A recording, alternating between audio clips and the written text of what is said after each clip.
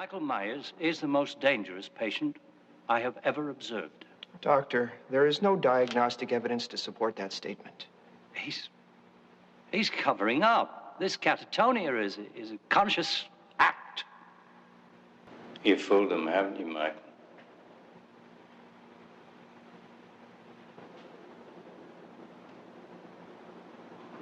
But not me.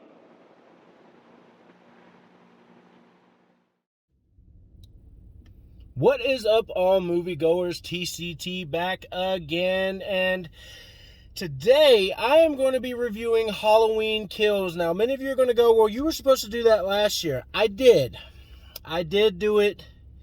I didn't film it. I did a audio review of it, and I just listened to it, and I listened to it, and I listened to it, and I didn't give the movie a fair chance. Because when it first came out and I watched it at home. I didn't really get the feel or the gist of the movie. And I'm like, I need to watch this again because I was really, really tearing it apart. And I'm like, I need to watch it again. And I'm glad I did. I watched it a second time and then a third time. And I'm like, okay. So I get what's going on. So basically the movie starts at the end of the Halloween 2018, which I love that movie, by the way. I thought that was fantastic. All right. Laurie burning Michael up in the house. Then Michael's not there. At the beginning, he's breaking out of the burning building or the burning house and ripping through the fire department.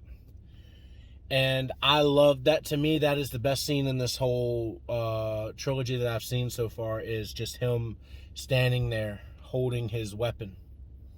And everybody's like, who is that? And then they realize who it is because of the legends and everything. They realize that it's him. So they all start. Epic scene. You know they're all going to die. He looks ultra powerful in that scene. Then, I don't know, man. Jamie Lee Curtis didn't have much to do in that movie. She just laid in the hospital bed almost the whole time with Will Patton, who has been wasted, by the way, in this franchise so far. Will Patton. They made Laurie believe that Michael was dead finally, and then you get the bar scene with Tommy Doyle, the nurse from the original, and Lindsay, and they are the same actors. And then Lonnie Lampkin, and they all have like this, I guess, friendship because they went through the same night in 1976 when Michael first attacked. And you get a really good flashback scene. I don't know. I liked Michael in that scene, but I didn't like. There were some things about the cops I didn't like. I don't know. It was a little weird. I liked how I liked the original look of him. You know, in the jumper, and then in the Michael Myers mask, the original Michael Myers mask. That hadn't been messed up, by the way. It was clean looking. And then whatever actor they got to play Dr. Loomis did a great job. It looked just like him. I don't know if they used computer facial work for that. It definitely sounded like him. It's probably the same guy that did the voice for him in the Pinball Machine. I'm not sure. But yeah, that was a great looking moment. And then it shows where he's captured, and then we jump to Halloween Kills. Now, a couple things I liked about the movie. You know, I liked the burning building. I liked the kills in it were awesome, as always. But I'm going to keep this one short and sweet. I did not like the angry mob stuff of them chasing the lunatic. It's like, okay, it's a little over the top. I get what they were going for. I get what everyone was going for. I get what John Carpenter and all them were going for. But yeah, it was a little too much. You know, Tommy with his bat. You know, and they're hunting Michael. It was a little too over the top for me. I mean, even Jamie Lee was being over the top. Judy Greer was being over the top. The kids were great, though. The two kids were great. hunting him down. I think they were the best part so far in that movie. They did a great job. I don't really want to give too much away. I want you to watch that movie. It's good. It wasn't as bad as I originally thought it was. Like, I was just like, what? I didn't get what they were going for. Then I watched it a couple more times and it started hitting me. I'm like, okay, this is what they were going for. And I'm glad I did, because I tore it apart. I completely tore it apart in the original review that I did, and that's why I didn't release it. I wanted to wait till now to release it with Halloween Ends, in which that review is still to come. So, the mob, it's almost as if Michael's evil within is like a cancer that's spreading throughout Haddonfield, which is different. I mean, but it's almost as if he gets stronger with each kill. And I really enjoyed that, watching that. Some of the kills were just brutal, man. They were good kills.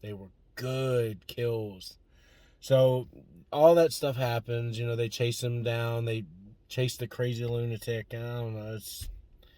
I didn't really enjoy that too much. But everybody's paranoid. At the end, the kids actually go to his house. He winds up in the house. The boyfriend, the jerk boyfriend from the original, ends up getting his head twisted off, pretty much. And God, I don't even remember her name. She's just not good. The girl. I mean, she's good in the movie, but she's not memorable. Like, you know what I'm saying? Like, Jamie Lee Curtis was memorable. Laurie Strode was memorable. This girl is not memorable. It's almost as if they shoved her down our throats. Like, you know what I'm saying? She's good. I mean, I'm not going to say the actress was bad. She did a great job. But I just don't... if I can't remember her name, that's a problem. You know? God, what's her name? I don't know. I don't remember.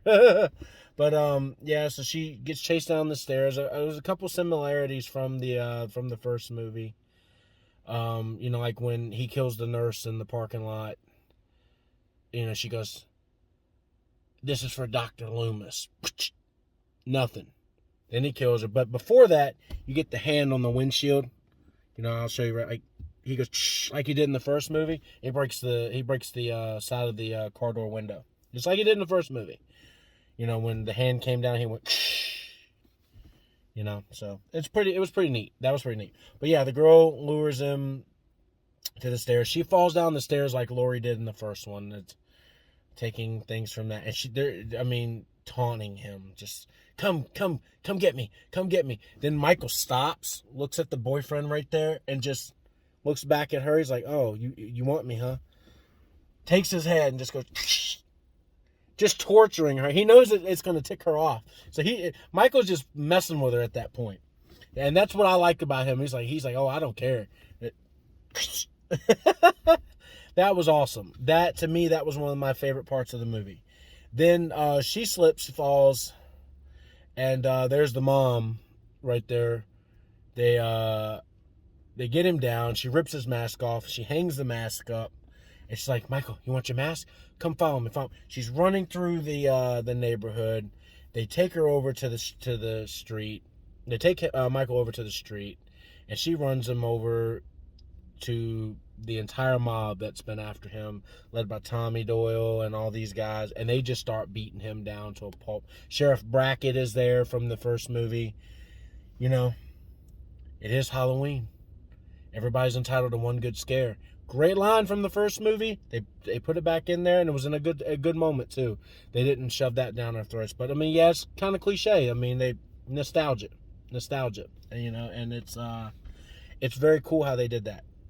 And they show him just getting mauled, man, by Tommy Doyle and this group. And at the end, Michael is just like on the ground, just. And you're thinking it's the end of it, and then you remember, oh shoot, there's one more movie. There's gonna be one more movie, right? Judy Greer is a fool. The daughter is a fool. She goes up to where he was standing and we realize he's staring at himself the whole time. He's staring at himself the whole time, and she does the same thing. Well, He gets up, kills everybody, looking menacing, looking unstoppable, powerful as ever. She's standing there in the same window that he was, and he just appears behind her and just whoosh. And yeah, Laurie Strode can just feel her daughter getting murdered. I mean, come on. I didn't really care for that. So Halloween Kills, that's pretty much the gist of it. Oh man, if I were going to give it a grade before, like, I was really ripping it apart, but it's not bad. It's very rewatchable. I will say it's rewatchable. I absolutely love 2018. This was nowhere close. God.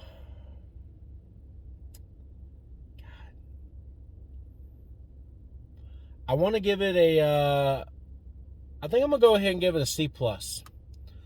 Halloween Kills a C+. It was fine. It was fine. It wasn't phenomenal by any means. They wasted a lot of opportunity, but it was good. It wasn't bad. So, like, subscribe, favorite, and as always, this is TCT signing off. Have a great day, everybody. See you next time.